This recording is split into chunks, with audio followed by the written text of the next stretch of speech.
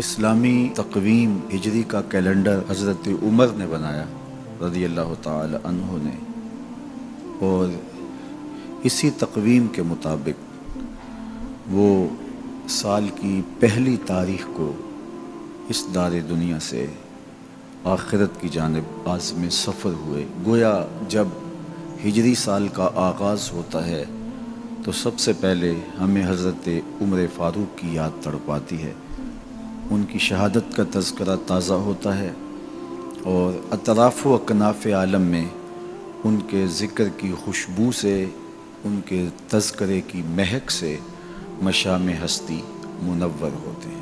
تو یہ نئے سال کا آغاز ہے، ہم نئے عزم کے ساتھ آگے بڑھیں اور اپنی صبح کا آغاز صلاۃ التہجد سے کریں۔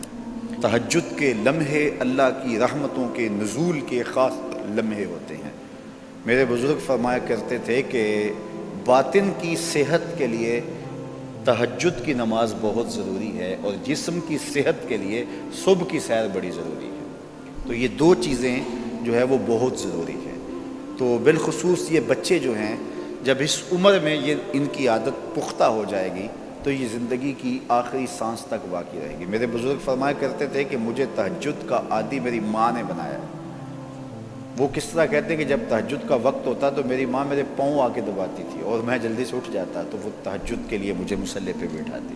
اس کے بعد نماز فجر ادا کیجئے، اور سورۃ یاسین جو شخص اپنے دن کا آغاز سورہ یاسین سے کرتا ہے، سارا دن اس کی حفاظت ہوتی ہے، شیاطین سے، شریروں سے، شر سے، گناہوں سے اور بہت سارے معاملات سے، اور نادیدہ حملوں سے، بہت کچھ چیزوں سے اللہ تعالیٰ اس کو محفوظ رکھتا ہے۔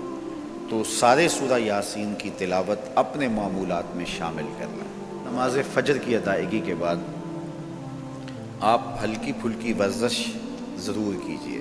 جو قوی مومن ہے، طاقتور مومن ہے، کمزور مومن کی نسبت اللہ کو زیادہ محبوب، تو طاقتور مومن، قوی مومن، یہ مطلوب ہے شریعت کا اور یہ مقصود ہے شریعت کا۔ پھر سونے سے قبل سورۃ الملک ایک مرتبہ ضرور پڑھیے گا۔ جس طرح سورہ یاسین پڑھتے ہیں تو سارا دن آپ کی حفاظت رہتی ہے، اور سورہ ملک اگر پڑھتے ہیں تو ساری رات آپ کی حفاظت رہتی ہے، اور سورہ واقعہ ایک مرتبہ یہ زندگی میں معمول بنا لیں، کیونکہ ہمارے جو معاشی مسائل ہیں اس کا بہترین روحانی حل سورہ الواقعہ ہے۔ سورہ الواقعہ کی تلاوت کرنے والا کبھی بھی کنگال نہیں رہتا۔ میں جب بھی اللہ کی توفیق سے یہ محسوس کرتا ہوں کہ ادارے کو وسائل کی ضرورت ہے تو سورہ واقعہ کو زیادہ پڑھنا شروع کر دیتا ہوں، تو اللہ خزانہ غیب سے مدد فرما دیتا ہے۔ اور جب بھی کبھی میں جاتا ہوں حرمین طیبین میں حاضری کے لیے تو سورہ واقعہ کی تلاوت میں لازمی کرتا ہوں، اس نیت سے کہ اللہ اس کی برکت سے، وہاں چونکہ 1,00,000 کے بدلے میں جو ہے وہ ثواب ہے، تاکہ جو ہے وہ زیادہ سے زیادہ اللہ تعالیٰ وسائل عطا فرمائے۔ تو یہ ساری جو بہاریں آپ کو نظر آ رہی ہیں، اس میں بہت سارا حصہ سورہ الواقعہ کا ہے۔ جس معاشرے میں ہم جی رہے ہیں یہ ناہموار معاشرہ ہے۔ یہ ہمارے خاندانی نظم ہو تو وہاں بھی عجیب سی بولی اور عجیب سی لینگویج ہوتی ہے، اور ہمارا دیہاتی کلچر بھی، ہمارا شہری کلچر بھی، وہ بھی عجیب سا ہوتا ہے۔ اسی طرح جو ہے وہ یہ ہمارے مدارس کی، مساجد کی دنیا بھی، یہ بھی ایک الگ کائنات ہوتی ہے۔ تو اس میں بھی مخصوص ایک طریقہ کار ہے اپنے مد مخالف کے لیے اور اپنے مد مقابل کے لیے۔ تو اس سے ہٹ کر کے جو ہے وہ جو شریعت کا مقصود ہے اس کے مطابق ہم نے اپنے قول و عمل کو مرتب اور منظم کرنا ہے۔